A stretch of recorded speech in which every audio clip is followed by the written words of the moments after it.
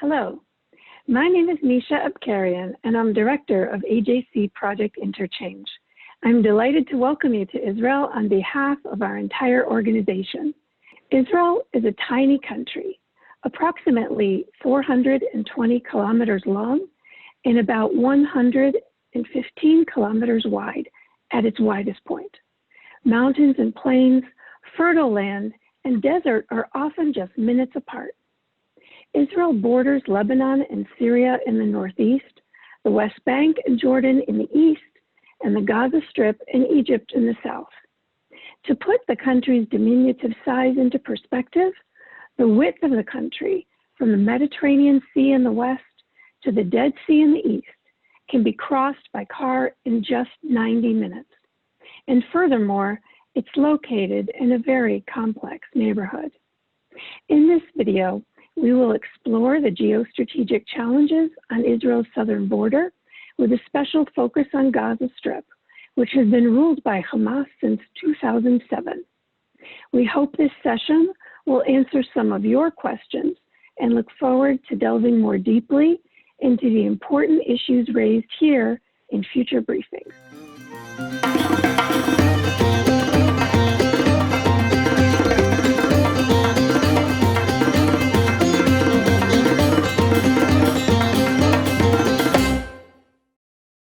Hi guys, my name is Grisha. I was born in the USSR long time ago. I came to Israel when I was 6 years old from Ukraine. Unfortunately, suffered from anti-Semitism in Ukraine, calling me a dirty Jew, a Žid.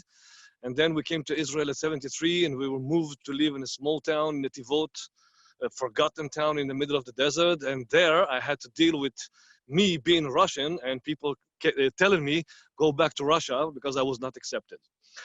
I studied here in Israel and then I joined to the IDF. I served at the Givati Brigade as an infantry soldier, as a medic, spent some time in Lebanon, meeting nice guys like Hezbollah.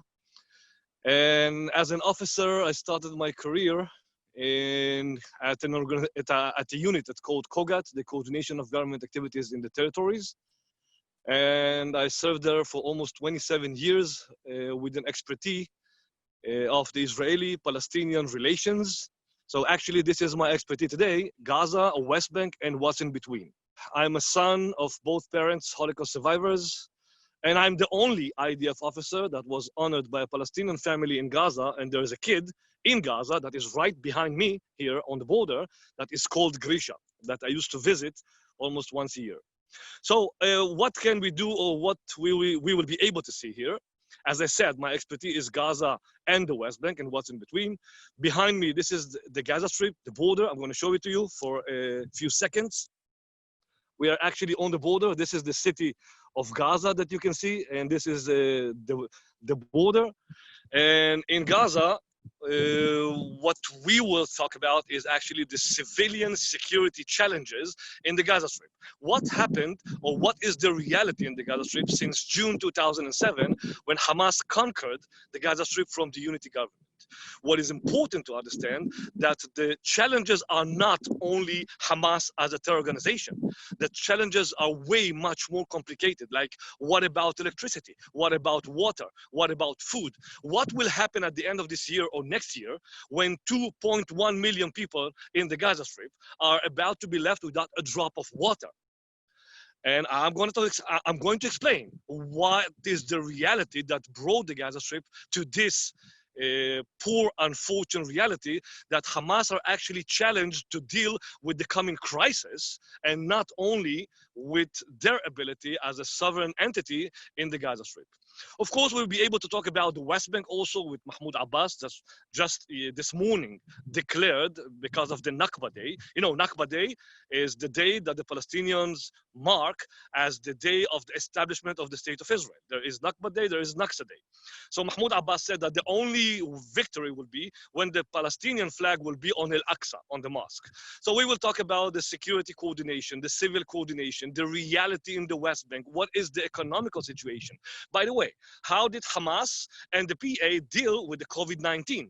This is also a huge issue, and I have to be honest, they actually did a great job.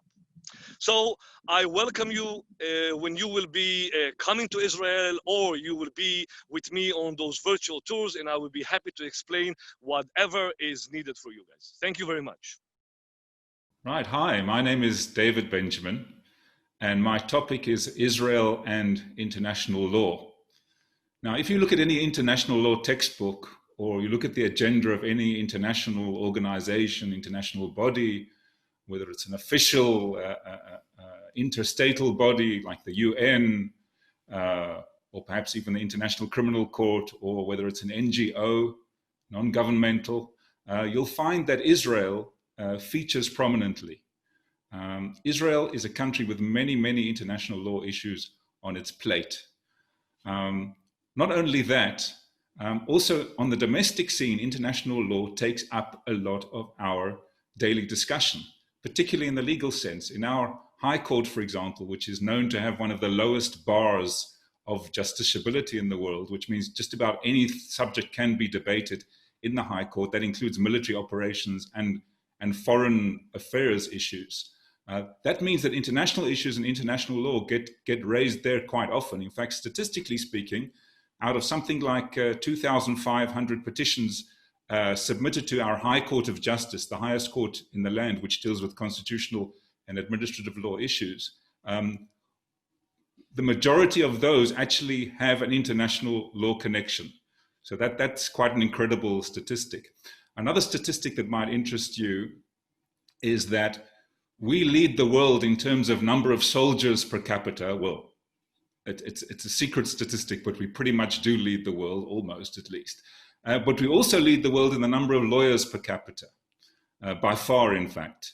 And I'm one of those people who has the distinction, I don't know, maybe dubious distinction of having been both a soldier and a lawyer and doing them simultaneously. That was my position for most of my adult life so far. I was a legal advisor in the Israeli military.